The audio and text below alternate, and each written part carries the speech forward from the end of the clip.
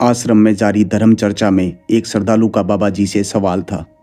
बाबा जी, जीवन में व्यापार और आपसी व्यवहार के लिए ऐसे कौन से सबक हैं जो जरूरी होते हैं? बाबा जी ने उत्तर देते हुए कहा, बेटा, व्यापार और व्यवहार के नियम वैसे तो बहुत हैं और अलग अलग ग्रंथों में उनका उल्लेख भी मिलता है, किंतु तुम्हारी जिज्ञासा शांत करने के लिए मैं तुम्हें एक कहानी सुनाता हूँ। संभव है कि इस कहानी में तुम्हें अपने प्रश्न का उत्तर मिल जाए। यह सुनकर सभी श्रद्धालु उत्सुकता से मुस्कुरा उठे।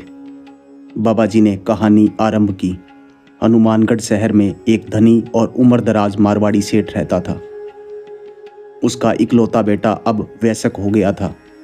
सेठ का ऐसा विश्वास था कि अजनबी जगहों की यात्राएं नए अनुभव सिखाने में मददगार साबित होती है। इसलिए सेठ ने एक दिन अपने बेटे को एक ऐसी ही यात्रा पर जाने का सुझाव दिया। उसका सुझाव कुछ ऐसा था कि उसका बेटा 1 वर्ष के लिए कोई अजनबी जगह में जाए और वहाँ खुद ब खुद व्यापार करके भावी जीवन के लिए तैयार हो सके। सेठ ने इसके बाद बेटे को कहा कि इस यात्रा की सहूलियत के लिए मैं तुम्हें 2 अलग अलग पोटली में कुछ धन दे रहा हूँ। एक पोटली जिसमें ज़्यादा नगद धन है, वो धन सिर्फ तुम्हारे 1 साल की यात्रा के सारे खर्च के लिए है, और दूसरी पोटली जिसमें कम धन है, वो इस यात्रा के दौरान कोई व्यापार करने के लिए है, ताकि कुछ अनुभव हासिल कर सको। लेकिन याद रखना कि इन पैसे से किए जाने वाले व्यापार में जोखिम उतना ही उठाना है जितना इस पोटली में नगद धन है। व्यापारी के बेटे ने इस प्रस्ताव को स्वीकार किया और वो दोनों पोटली को थामकर माँ बाप के आशीर्वाद के बाद यात्रा के लिए रवाना हुआ। सेठ के बेटे ने एक पहाड़ी राज्य का रास्ता पकड़ा।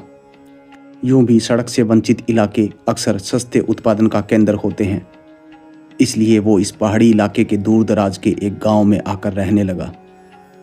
यहाँ थोड़े दिनों में ही उसने आसपास के इलाके को समझ लिया। वो अब दिन भर आसपास के गांव और जंगल में घूमता और वहाँ से कुछ साग सब्जियाँ और कभी कुछ घरेलू सामान खरीद कर अगले दिन इस इलाके के एक छोटे शहर में कुछ मुनाफे पर बेच आता। इस तरह दिन और महीने बीत रहे थे, परंतु अपने पिता के द्वारा व्यापार हेतु दिए गए धन से कोई अच्छे मुनाफे का व्यापार करने का अवसर नहीं मिल पा रहा था। पतझड़ के मौसम में एक दिन एक नए कठिन पहाड़ी रास्ते पर उसे कई अलग तरह के सीधे और मजबूत दिखने वाले कई सारे सूखे वृक्षों की कतार नजर आई। इन पेड़ों की लकड़ी उसे बहुत मजबूत लगी। उसके दिमाग में विचार आया कि इस अद्भुत मजबूत दिखने वाली लकड़ी से बना हुआ फर्नीचर उसे काफ़ी अच्छा मुनाफा दे सकता है। अगले दिन उसने कई सूखे पेड़ कटवाए और उसके पिता ने जितना धन व्यापार करने हेतु दिया था उससे उसने काफ़ी फर्नीचर तैयार कराया। कुछ दिनों बाद पास के ही उस शहर में जाकर सारे फर्नीचर को बेच दिया। वहाँ पर इस फर्नीचर को लोगों ने बहुत पसंद किया। तब लड़के ने सोचा, अगर उसके पिता ने उसे ज़्यादा पैसे दिए होते तो वह और ज़्यादा फर्नीचर बेचकर मुनाफा कमा सकता था। लेकिन उसे अपने पिता की उस हिदायत का ध्यान भी रखना था कि व्यापार उतना ही करना जितना इस पोटली में नगद धन है। इसलिए उसने इससे ज़्यादा पैसा उस फर्नीचर पर निवेश नहीं किया। कुछ और थोड़े दिनों के बाद एक दिन शाम को एक पहाड़ी से उतरते वक्त उसने काफ़ी सुंदर सुनहरे पीले रंग के फूल देखे। लड़के ने इतने सुंदर सुनहरे पीले फूलों को पहली बार जिंदगी में देखा था। उसे इसमें भी व्यापार का एक अच्छा अवसर नजर आया। वह उन सुंदर फूलों में से काफ़ी फूलों को तोड़कर अपने साथ ले आया, लेकिन उसी रात उसकी आंखों में तेज जलन और पूरे शरीर पर फफोले हो गए। बहुत तकलीफ बढ़ने के बाद लड़के को गांव के ही एक वैद्य के पास ले जाया गया। वैद्य ने उपचार शुरू करने से पहले उस लड़के से पिछले 2 दिन में किए गए खान पान और उसकी दिनचर्या के बारे में पूछा। फूलों के बारे में जानकारी मिलने के बाद वैद्य ने लड़के को बताया कि यह दुर्लभ फूल दिखने में तो बहुत सुंदर और सुगंधित होते हैं, परंतु ये जंगली फूल बहुत जहरीले भी होते हैं। वैद्य के उपचार से लड़का थोड़े दिनों में ठीक हो गया, परंतु इस घटना से लड़के ने जाना एक पहला सबक। अनजानी जगहों पर जो कुछ भी बेहद सुंदर, आकर्षक और चमकीला लगे, वो अक्सर आपके लिए एक गंभीर नुकसान का कारण बन सकता है। वैसे ही जैसे निर्जन रास्तों के फूल अमूमन जहरीले होते हैं, इसी तरह एक दिन वो लड़का एक ऊंची पहाड़ी के घुमावदार रास्ते से गुजर रहा था। रास्ते के एक तरफ ऊंची घास का एक ढलान था।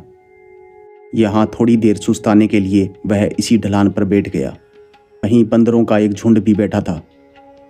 बंदरों के इस झुंड में एक बच्चा काफी नटखट था। बंदर के इस बच्चे ने पास ही उड़ रही एक तितली को देखा। बंदर का बच्चा उस तितली को पकड़ने की कोशिश करने लगा। तितली उसकी पकड़ से बचने के लिए उड़ते हुए ढलान के दूसरी तरफ पहुंच गई और बंदर का बच्चा लगातार उसके पीछे भागते भागते एक ऐसी जगह पहुंच गया जहां ऊंची घास में एक अजगर लेटा हुआ था। अजगर ने एक झटके में बंदर के बच्चे को अपने आगोश में ले लिया और पूरा निकल गया। लड़के ने इस घटना से दूसरा सबक सीखा कि जिंदगी में अनर्गल और मिथ्या मनोरंजन न सिर्फ आपके फोकस और समय की बर्बादी करता है, बल्कि यह जानलेवा भी होता है। थोड़े दिनों बाद मानसून का मौसम था। रोज बारिश हो रही थी। इसी बारिश में रोज की तरह व्यापारी का बेटा जब कुछ सामान बेचने हेतु बाजार गया, तब बहुत से लोगों की भीड़ ने उसे घेर लिया। ये सभी लोग काफ़ी गुस्सा और आक्रोशित थे। ये वही लोग थे जिनको उसने कुछ महीने पहले फर्नीचर बेचा था। दरअसल उस फर्नीचर में कीड़े लग गए थे। सभी ग्राहकों को बेचा गया फर्नीचर सड़-गल गया था और पूरी तरह फट गया था। उसमें वाकई बहुत सारे कीड़े मौजूद थे। लड़के ने हर जाने के तौर पर उन सबको उनके फर्नीचर के सारे पैसे वापस किए। लड़के को इसके बाद मालूम हुआ कि फर्नीचर की लकड़ी भले ही बहुत मजबूत थी, लेकिन यह ऐसी लकड़ी थी जो बारिश की नमी से बहुत मिठास भरी हो जाती थी और कीड़े मकोड़े इससे आकर्षित हो जाते थे। लड़के ने एक अनमोल सबक सीखा कि लालच और अधूरी जानकारी के साथ लिया गया जोखिम कभी उचित नहीं होता। लड़के ने इस घटना से सीखा कि जैसे उसे एक नए रास्ते पर दिखे वो पेड़ वह फर्नीचर बनाने के लिए पहली नज़र में ही पसंद आ गए थे, वैसे ही इंसान के जीवन में पहली नज़र में ही पसंद आ जाने वाली वस्तुएं या रिश्ते अक्सर जीवन में गहरे सबक सिखाने का जरिया होते हैं। अब तक इस इलाके में उसके कई सारे मित्र बन गए थे। व्यापारी का बेटा आदतन अपने मित्रों पर बहुत भरोसा करता था। शहर में उसका जो सबसे खास दोस्त था, उसने एक दिन आपसी बातचीत में प्रशंसा करते हुए कहा कि बहुत कम समय में उस व्यापारी के बेटे ने पूरे बाजार में एक पहचान कायम करने में सफलता पाई थी। और फिर उसके मित्र ने इस बात का राज जानना चाहा कि वो इतने सुंदर गलीचे, ऊन और खुशबूदार फूल सब्जियां कहाँ से खरीदता है।